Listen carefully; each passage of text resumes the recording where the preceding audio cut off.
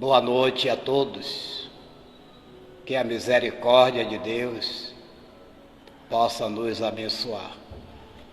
Muita paz a todos aqueles que seguem esse canal de entendimento das coisas doutrinárias do Espiritismo, para que nós possamos alcançar a lucidez de um espírito imortal. Então nós teremos hoje um grande desafio. E quando nós expressamos dessa forma, é porque nós sabemos que a tarefa de falar do homem Jesus não é fácil. Ainda mais para homens a quem que ainda nos possibilitamos ser espíritos acanhados no sistema do pensar, no sistema da moral, da plenitude como um todo. Então, falar de um ser sideral, às vezes nos falta o recurso. Mas a misericórdia de Deus, ela é pródiga, ela sempre nos cobre com as possibilidades e a boa vontade que nós apresentamos. Se nós pegarmos o entendimento da veneranda Joana de Ângeles, nós vamos compreender de que ela nos fala, no livro Mereça Ser Feliz, que falar de Jesus, os homens da época de hoje, no aspecto da psicologia, é um aspecto falho. Isso porque Jesus está na frente há anos-luz. Jesus não é apenas, na verdade, aquele homem que viera viver entre nós. Jesus é o arquiteto do planeta Terra. Ele toma a responsabilidade de ser o condutor do planeta.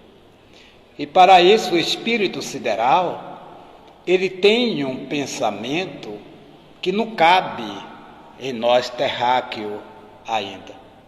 O pensamento dele está em uma construção do infinito, das portas da possibilidade para com Deus. Então ele não acha o homem da natureza atual, mesmo na sua estrutura psicológica, no seu móvel, ele não vai achar ainda o pensar desse homem e não vai entender como todo o pensar desse homem. Então nos cabe, de certa forma, redirecionar o espaço em uma conquista de busca de entendimento dos passos que nós deveremos dar de acordo com o que ele afirma, com o que ele deixa. Por exemplo, nas construções do Divino Mestre deste homem, ele vem, na verdade, derrogar o pensamento e as estruturas da humanidade. Ele não derroga as leis de Deus, como ele, na verdade, deixa bem claro. Mas ele vem abalar as estruturas dos homens, do império, do orgulho, esse império que ainda marcha sobre os homens. Então ele vem fazer isso. Então, nos primeiros momentos do pensamento do Cristo, da forma que ele nos adverte, da implantação do reino de Deus na terra, ele busca, na verdade, se movimentar. Para que nós possamos ter ideia, o Cristo, o homem que viveu entre nós, que estava aqui, esse homem, ele não escrevera nada. Jesus não deixou uma letra escrita. Até porque ele tinha, na sua individualidade, um pensar maior de como, na verdade, ensinar. Ele filosofava menos e trabalhava mais. Então, os aspectos de Jesus era um ser corporificado que entendia que a vida era dinâmica para o trabalho. Então, quando ele se apresenta aos homens da época, como homem, ele vai e entrega, na verdade, as verdades das conexões divinas ao próprio homem. Como? Jesus, ele não se resguardava a potencializar o homem. O homem que, na verdade, se permitia o valor de aprender, ele estava apto a fazer. Jesus, ele compreendia, o nível intelecto, moral de todas as pessoas com quem ele conviveu. As estruturas espirituais de cada um, ele pôde entender. E ele entendia, até onde cada um poderia ir. E ele investia dessa forma. Então, os discípulos de Jesus que vivera com ele, na verdade, fora que nas experiências contínuas que foram ter com Jesus, é que começaram a fazer alguns apontamentos. Maiormente, o nosso inesquecível Mateus, Levi da colheitaria. Ele, por ser, na verdade, coletor de impostos, Levi era letrado, uma pessoa que tinha o verbo fácil. Ele, vamos dizer assim, ele era graduado na leitura. Então, automaticamente, quando ele começou a ter essas experiências com o homem Jesus, ele passou a fazer esses apontamentos. Daí, começar a fruir diante de outros essa possibilidade. Os discípulos que viveram, ao lado de Jesus, campeando com ele no processo do trabalho. Depois de passar os discípulos, vieram os apóstolos. Os apóstolos já aprenderam com os discípulos de Jesus. Por exemplo, Paulo, o apóstolo. Paulo veio depois de Jesus e conviveu com os discípulos de Jesus. Conviveu com Simão Pedro, que foi discípulo, conviveu com Tiago, que foi discípulo. Já o apóstolo Paulo, que não fora discípulo, ele escreveu alguma coisa, até porque ele fora doutor da lei, um homem com recursos extraordinários. Depois veio João Marcos, o filho de Maria Marcos, a irmã de Barnabé, e também por ser jovem, por ganhar uma experiência já com o apóstolo Paulo, algumas referências do apóstolo Paulo e Barnabé, ele também se coloca a escrever algumas coisas nas suas andanças de apóstolo do cristianismo. E depois João, o evangelista. A pedido do próprio Pedro, João Evangelista, o mais novo seguidor de Jesus, desse homem, ele, tendo a inspiração de Paulo, por te visitar, Paulo propõe a ele também a fazer, na verdade, esses apontamentos da vida de Jesus. Então nós temos aí os 4 evangelistas, que na verdade se encarregaram de dar luzes aos conceitos de Jesus, à forma que Jesus vivia, ao trabalho que Jesus desenvolvia diante das comunidades, que depois passou a ser para a humanidade. Então Jesus, ele tinha o hábito, como homem daquela época, de não mandar fazer. Ele empregava o trabalho, ele trabalhava. Ele ia e fazia como prova de apontar para os homens que ali estava a chave para se alcançar o reino de Deus. Como? Trabalhando a sua individualidade. E ele fazia isso na cura, ele fazia isso nas dissertações que favorecia, ele fazia isso a termo da natureza. Aonde ele ia, ele não se furtava, na verdade, de louvar a criação de Deus em tudo que ele pudesse debruçar as vistas.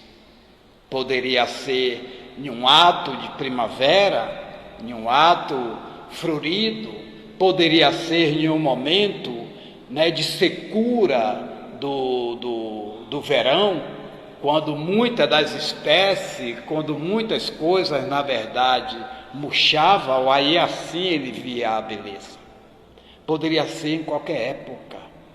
Jesus, ele trabalhava para mostrar ao homem que o reino de Deus estava dentro de si. E ele favoreceu esse papel, no tocante ao limite do homem, para que pudesse abarcar.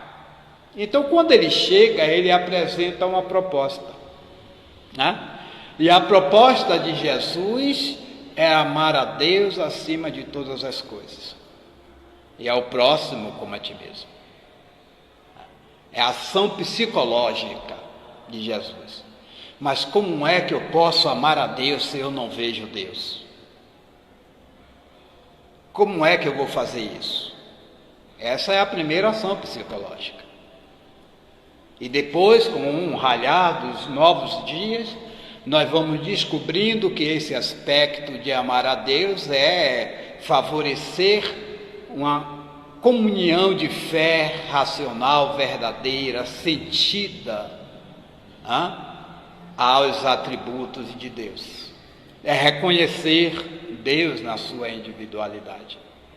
Então Jesus faz esse desafio.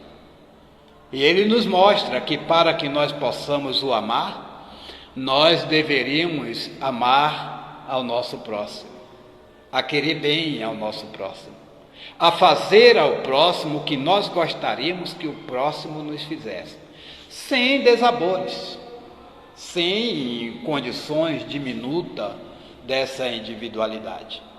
Daí o porquê que a própria Joana de Ângeles, nesse livro Desperte e Seja Feliz, ela vai ratificar que é impreciso o aspecto psicológico, a psicologia moderna, achar o verdadeiro sentido do pensamento de Jesus, algo que sempre me incomodou na doutrina dos espíritos.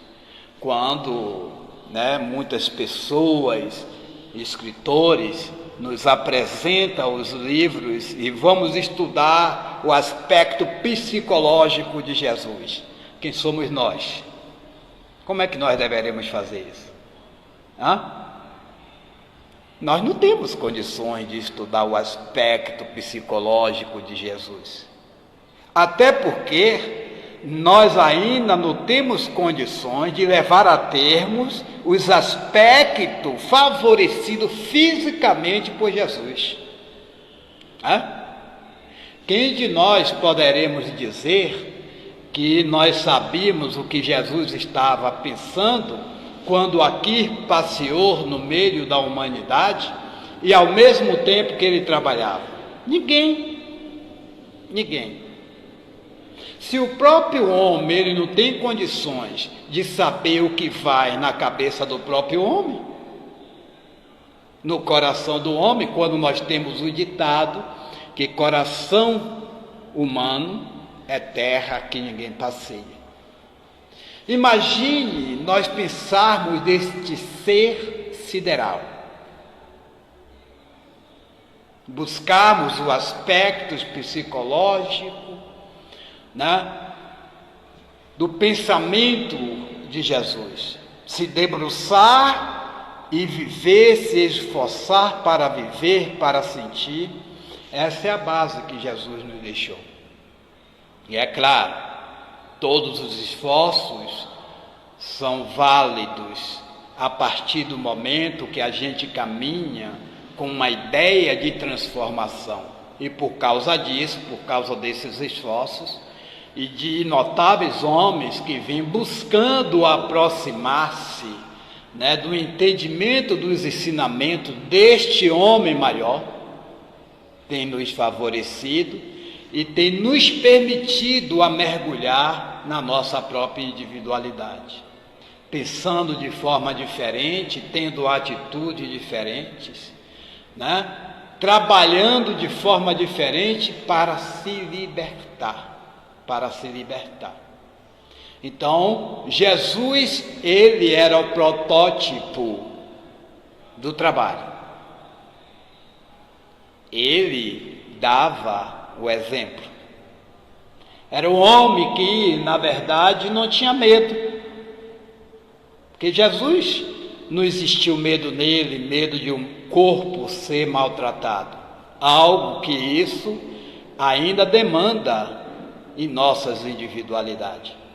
Nós temos medo, porque nós não nos achamos ainda seres livres da matéria.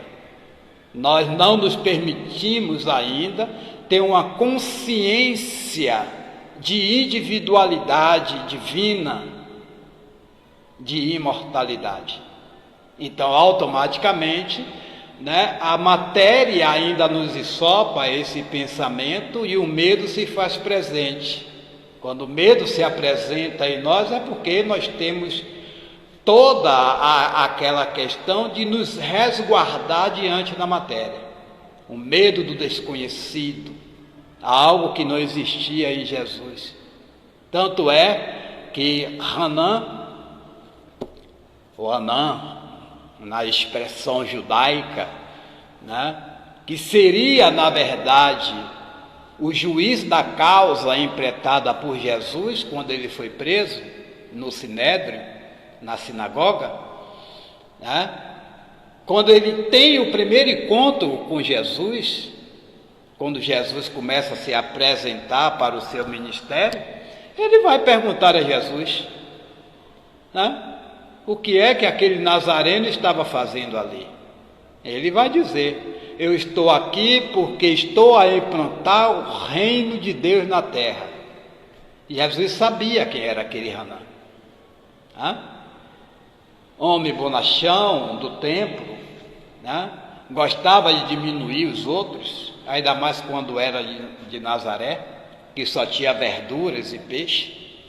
Não tinha escolas acadêmicas, coisa que em Jerusalém existia na época deles. E Jesus não se furtava a isso. E ele faz uma outra pergunta a Jesus: quem é que você vai convidar para implantar, para criar esse reino de Deus na terra? Ele, os homens, sem medo, os homens.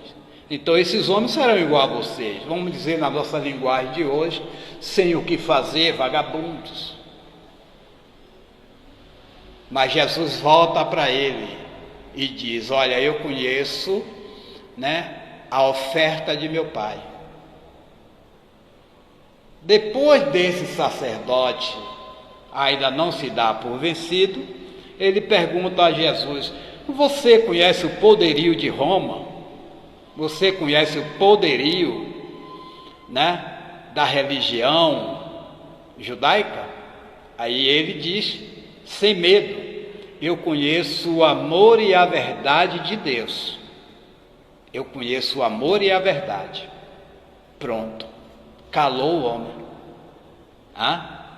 Ele se viu enrolado diante de tanta segurança, né, com humildade.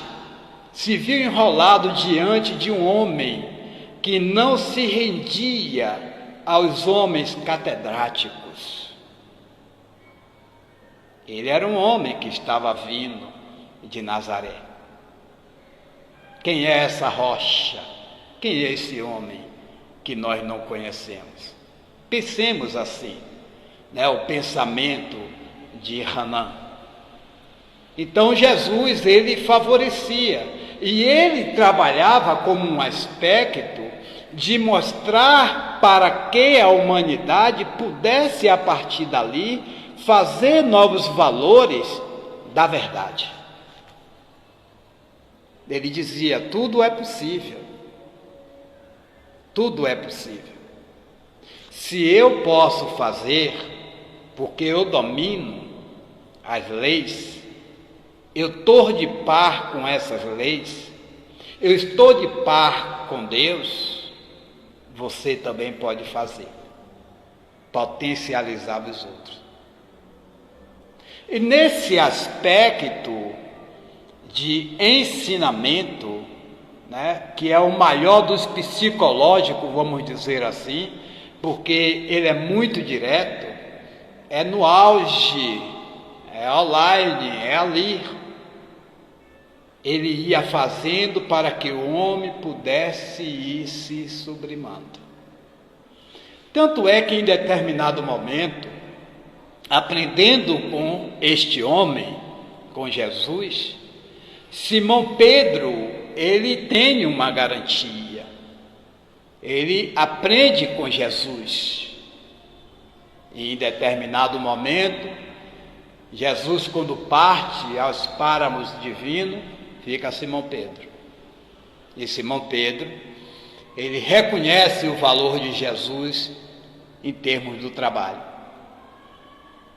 E ele vai para a lida, ele se coloca a serviço de trabalhar com Jesus e para Jesus. E aprendendo esse lado psicológico do trabalho, que engrandecera a tua alma, que te fizeram um homem notável. Simão Pedro, ele tinha um reconhecimento daqueles necessitados, que em determinado momento, até a sombra de Simão Pedro era disputada. Porque no trabalho, ele curava, ele dava novas esperanças. No trabalho, ele favorecia para que as pessoas pudessem se reestruturar. No trabalho, ele dava uma garantia de fortalecimento da fé do ser para o futuro, da comunhão para com Deus. Ele mostrava a partir do trabalho. Então isso, ele teve a oportunidade de estar com o Mestre, de estar com Jesus. E é ali que ele ganha, na verdade, o reconhecimento dos favorecidos, das experiências diuturnas, daqueles necessitados que disputavam a sua sombra. Em determinado momento, está lá no livro Paulo e Estevão, na Casa do Caminho, e quando ele é preso pela primeira vez, por fazer o bem, diga-se de passagem, assim como aconteceu com Jesus, né?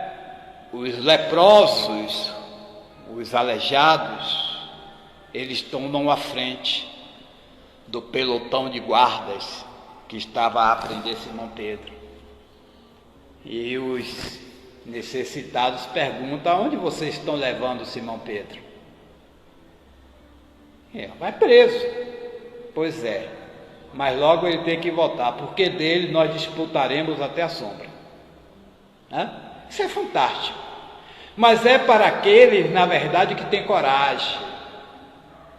coragem de se colocar, de se dobrar diante da providência divina. Era isso que Jesus Cristo fazia. Jesus Cristo, ele não desdenhava daqueles que não pensavam como ele. Jesus Cristo não desfazia, não menosprezava quem quer que fosse de qualquer religião, porque ele sabia o que é que estava fazendo. E se ele veio para a implantação desse reino, é porque ele estava diante de almas novas, de almas ainda que precisavam do valor da educação, precisava ampliar as suas estruturas do pensar, do psicológico, para que assim pudesse alcançar esse reino de Deus, que ele deixou bem claro, que esse reino de Deus estaria dentro de nós. Não era algo materializado, circunscrito, era algo que estaria dentro de nós. Precisava que nós pudéssemos, de certa forma, descobrir este valor. Então, ele apresentava àqueles que te seguiam, para secundar diante da humanidade. Pensemos que este homem, nos anos 30 antes de Cristo, ou depois de Cristo, ele divide a história da humanidade. É um único homem na Terra que teve a capacidade de dividir a história do planeta Terra, da humanidade. Antes de Cristo é uma história, divide a história e divide o calendário. Depois do Cristo é um outro calendário. A partir do Cristo veio o ano 1, até hoje. Antes de Cristo, o judaico ainda cultiva o calendário antigo. Esse fora antes do Cristo. Então esse homem notável, ele vem, na verdade, dar um rumo novo à humanidade. Ele vem trazer luzes novas à humanidade. A experiência renovada. Então, diante dos seus achados, quando a gente vai nos debruçar nas experiências da nossa caminhada, nós vamos ver que seus pensamentos são pensamentos altruístas. Ele se colocando e sentindo pelo outro, sabendo da necessidade do outro. Jesus, ele favorece nas suas experiências para que o homem desperte para novas experiências. Quando ele diz eu e o Pai somos um. Eu faço a vontade de meu Pai que está no céu. Eu faço a vontade de meu Pai que está nos céus. Então, quando o ser chega a essa estrutura, ele tem a consciência divina dentro de si. Ele tem o critério do seu caminhar, que nada para ele é um obstáculo.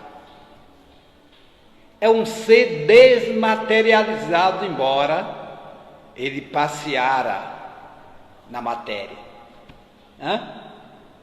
Mas é isso, Edivânia. Mas para falar de Jesus, nós precisamos rir, porque nós nos sentimos felizes embora saibamos que somos espíritos, ainda imperfeitos, mas nos enche a alma, pelo menos isso, nos enche a alma, de nós podermos, de certa forma, termos a oportunidade nessa reencarnação, de parar um pouco e falar um pouco de Jesus, nos permitir mergulhar um pouco, né, nessas propostas de Jesus.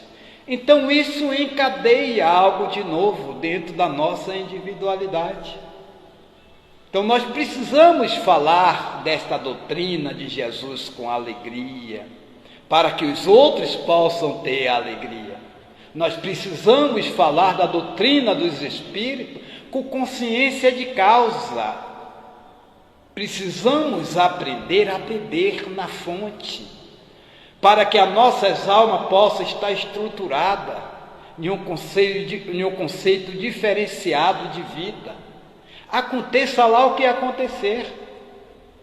Quando nós falamos lá atrás que Jesus não tinha medo de trazer e apresentar as verdades, sem machucar quem quer que seja, porque a proposta de Jesus não era machucar, sem, na verdade, se colocar com um sentido de empáfia, de dizer eu sou dono da verdade.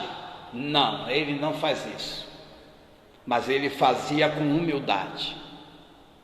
Jesus fazia com o critério de não machucar o outro. Agora o outro, por ser orgulhoso, é que se machucava. Ele se machucava.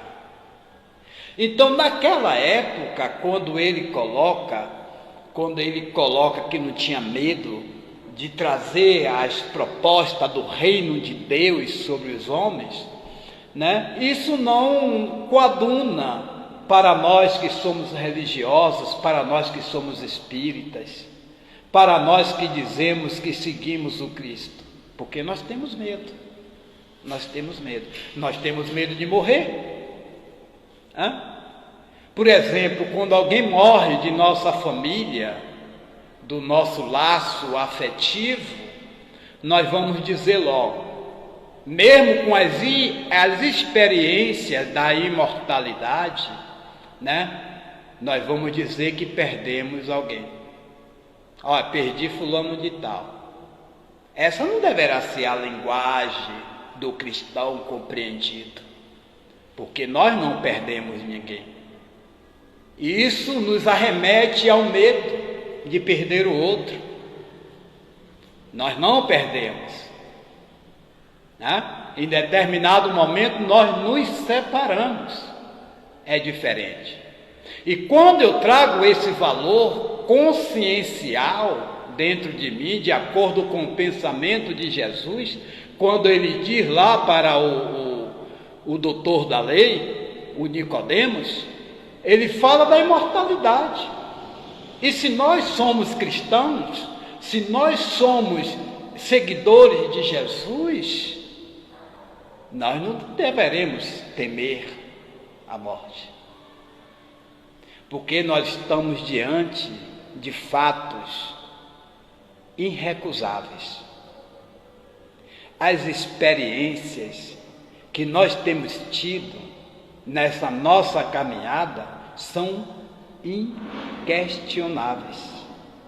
A imortalidade, ela se apresenta todos os dias na nossa vivência.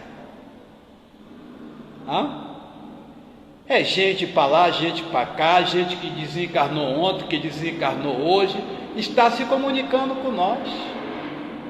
As experiências noturnas que nós temos, nos chamados sonhos, nos reencontros, as experiências exitosas, como diz o nosso companheiro, o irmão Peixinho, né, nos favorece para que a gente possa ter esse tônus de confiança e de esperança em nós mesmos. Nós mesmos somos a resposta disso tudo, não precisa nem o outro ser. Nós somos a resposta disso. Que nós fazemos esses passeios à noite, né, no período desmembramento, nós depois voltamos com essas experiências. Aonde é que nós estávamos? Com quem nós estivemos? E isso é prova dessa imortalidade. Mas nós precisamos ainda ir maturando essas ideias e se permitindo se ver espírito imortal. Diferente dos valores do pensamento do Cristo, porque ele é um homem sideral, ele é um espírito sideral. Jesus, ele toma a responsabilidade de conduzir o planeta Terra. Ele cria o planeta Terra, junto com outros espíritos siderais.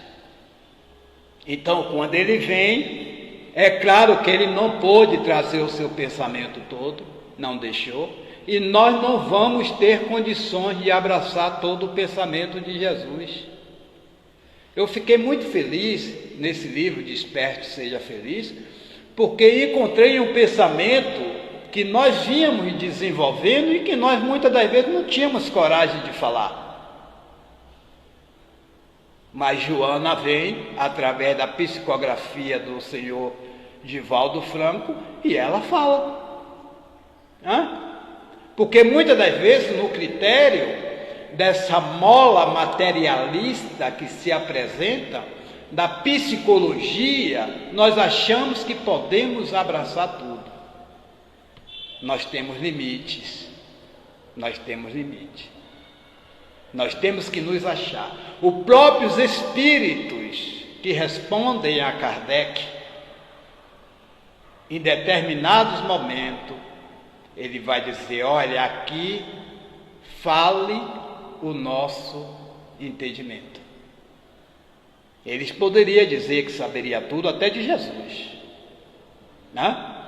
Eles só dizem uma coisa, com uma breve resposta. Quando Kardec pergunta qual o homem mais perfeito que já se apresentou na Terra, ou que fora nos oferecido. Jesus. Dispensa outro comentário. Perfeição. Perfeição. Jesus. Agora, buscar entender a perfeição de Jesus é a gente se debruçar nos feitos de Jesus. Mas ele vem nos seus ensinamentos, segundo os evangelistas, ele diz, olha, sede perfeito como perfeito é o vosso Pai que está nos céus. Ora, se nós não somos em condições de alcançar esse entendimento de perfeição de Jesus, imagina do Criador. Mas aí vem o aspecto psicológico, que os próprios homens vêm montando. Mas talvez Jesus quis dizer que ser perfeito é no planeta Terra, aonde você está. É na redoma da sua vivência diária, nas suas experiências reencarnatórias, que você, na verdade, vai vencendo a si mesmo. É ser bom, ser próprio, não ser mentiroso, é fazer o maior bem possível ao outro, é andar com a verdade, doa a quem doer, mas que a sua alma possa estar em paz, que a sua consciência possa estar tranquila. Então isso é perfeição para a proposta do planeta Terra. Então não é perfeição para o cosmos, para o universo. Não, é aqui, agora. Ou seja, se esforce em ser melhor. Se esforce a ser uma criatura diferente. Então essas experiências vai nos acomodando, vai nos dando razão de sobreexistir diante da criação de Deus. E aí nós vamos, na verdade, buscando nessas experiências, trabalhar na construção de foco, segundo Jesus, porque Jesus era focado. Este homem que nós estamos falando, ele não saía do seu foco. Palavra atual que nós usamos. E Jesus, na verdade, ele fazia um programa de atividade. E ele ia dar seguimento.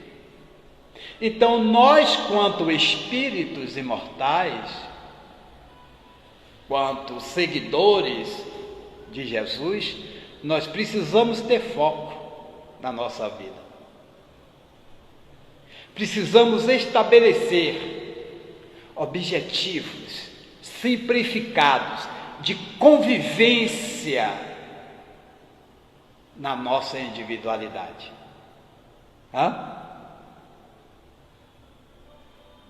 Precisamos definir qual o nosso rumo. Por exemplo, nós vamos, de acordo com o nosso pensar e sentir, nós sabemos que vamos ter que voltar ao mundo espiritual. Amanhã ou depois vamos ter que desencarnar, deixar a veste física para trás. Qual é o meu foco diante disso? De acordo com o pensamento de Jesus. O que é que eu vou fazer hoje e qual o rumo que eu deverei direcionar para, quando deixar o corpo físico, eu permitir a um valor diferente da minha individualidade ao aportar no mundo espiritual? Nós precisamos fazer isso. Foco. Jesus tinha foco. Então nós precisamos fazer esse programa, esse projeto, e empreender ele sem medo e sem receio,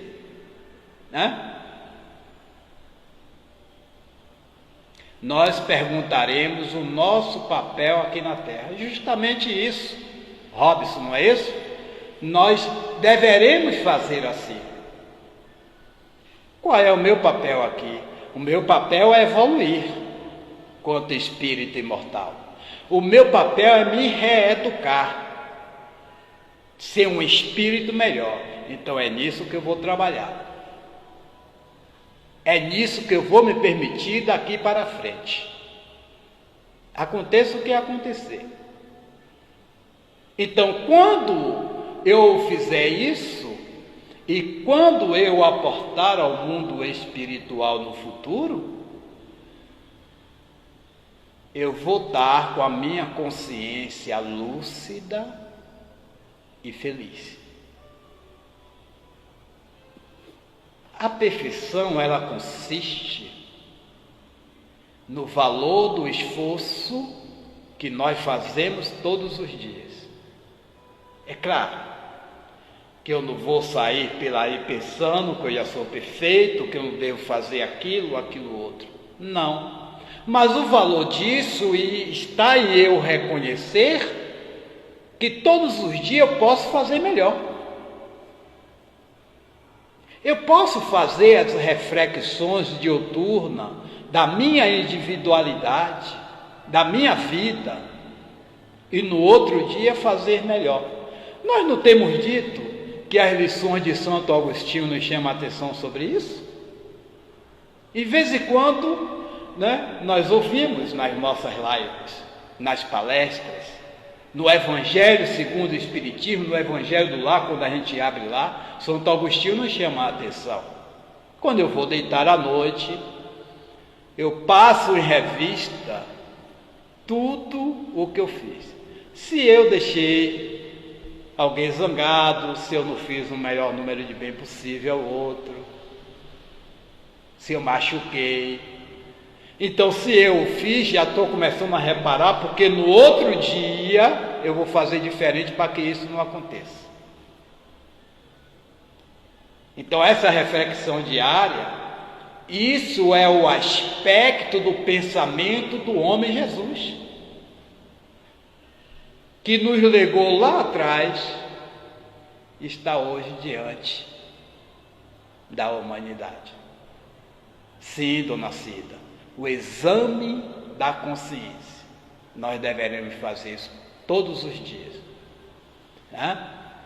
Avaliar nossas atitudes,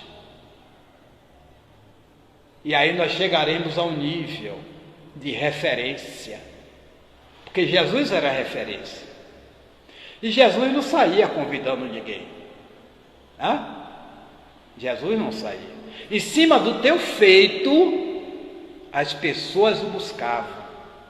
Tanto é que Jesus, o homem, quando favorecia o bem-estar físico ao outro, ele dizia: olha, vá e não conte a ninguém.